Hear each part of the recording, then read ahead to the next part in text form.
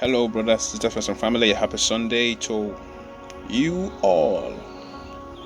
And be careful who you allow to build with you. Ezra chapter 4, verses 1. Now, when the adversaries of Judah and Benjamin heard that the descendants of the captivity were building the temple of the Lord, God of Israel, they came to Zerubbabel, the heads of the fathers' houses, and said to them, "Let us build with you. For we seek your God as you do, and we have sacrificed to him since the days of Ekshadon." Did I pronounce that well? King of Assyria, who brought us here.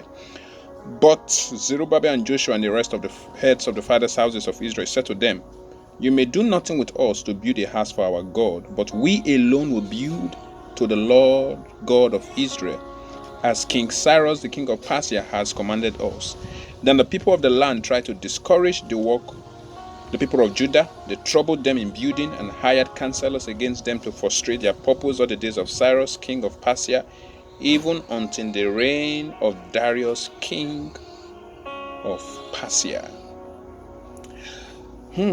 See, the enemies of the Israelites heard that the Israelites were building the temple of God. From whose mouth did they hear? Who was the informant? Who was the whistleblower? The Bible didn't say how they heard about the building of the temple, but it's something to think about. The Bible uses the word adversary. Adversary also means enemy. I want you to know that there are people who will call, message, or visit you to find about how you're doing or your next move, not really because they care about you, but because they need information for their next attack or onslaught. Be careful who you share your vision or next move with. There are people who will speak death into it or try to stand as an obstacle. If possible, move and build in silence. As we read, when the enemies of the Israelites heard about the work of building that they were doing, they approached the leaders of the Israelites and said, "Let us build with you." Were they really saying the truth? Was it truly in their hearts to build the temple of God with the Israelites? Sorry for the noises in the background. No, this reminds me of King Herod, when he told the wise men to let him know when they locate where Jesus was born, so that he too will come and worship Jesus.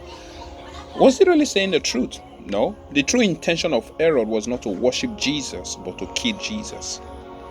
Don't be too quick to grant people's request because you don't know their true motives. We know so little, but God is all-knowing. You don't really know what is in the hearts of men. A man can say something, but his heart, but what is in his heart is totally different from what he just said with his mouth.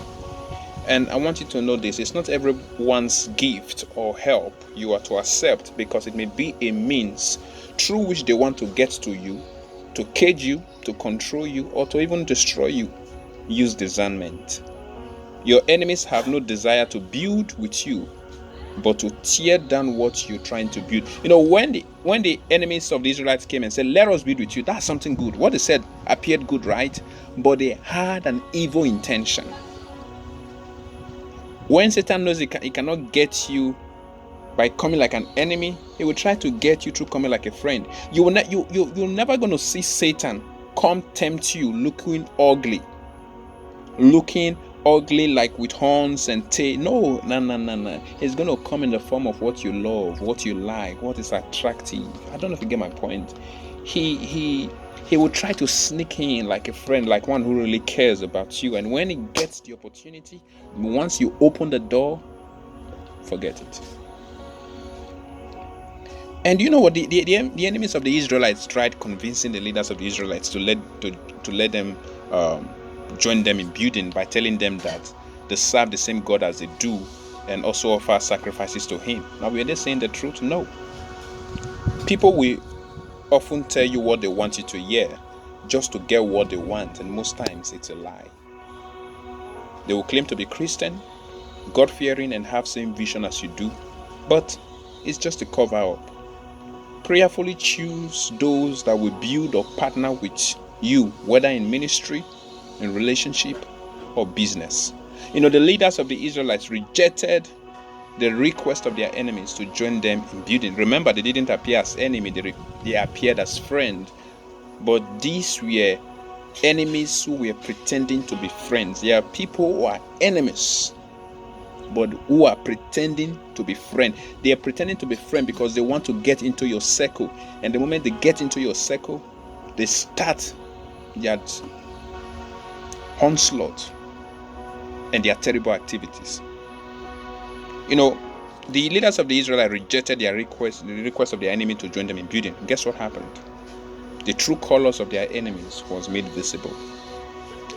They weakened the hands of the Israelites. They troubled them in building. They hired counselors against the Israelites to frustrate their purpose. They even wrote accusation against them to the king. If they really had it in mind to build with the Israelites, they wouldn't have opposed the building even when their request was rejected. Oftentimes, telling some people no will show you who they really are. It will reveal their true color and motive. See, there are people who will call you genuine and blessed and even praise you when they want a place in your team, life, or ministry. But when you tell them no, they call you fake and they spread lies and rumors about you. Sometimes, if you want to know who somebody is, tell them no.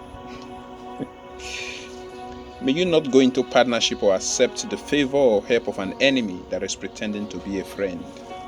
This may not be for everybody, may be for some people, and I pray you're understanding what I'm trying to pass across.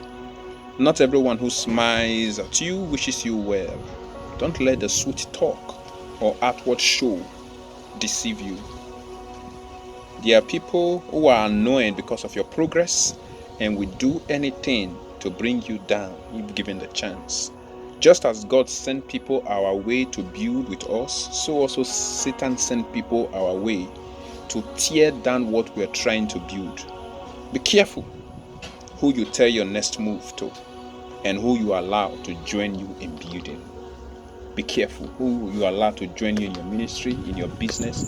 Be careful who you marry. Be careful who you go into a relationship with. Be careful who you allow as your friend. Be careful who you share your vision with. Be careful. Be careful. Be careful. Be careful. If it's possible, build and move in silence. God bless you. Have a blessed day.